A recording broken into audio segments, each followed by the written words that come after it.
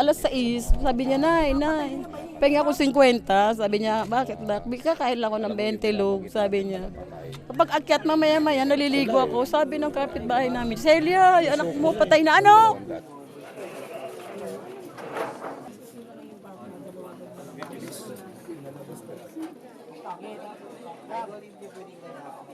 Sana ka sumuko ka natin. Bakit hindi naman ko tulak na? Gumagamit lang ako dahil sa mga barkada ko. Sabi niya, magbabago rin naman ako. Sabi dahil si Duterte na ngayon nakaupo, sabi niya.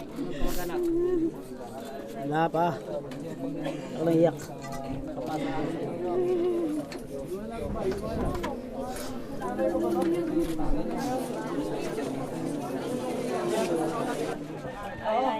Oh, isyan, te.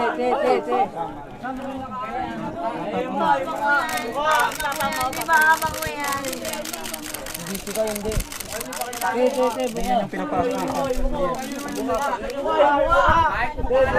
buka.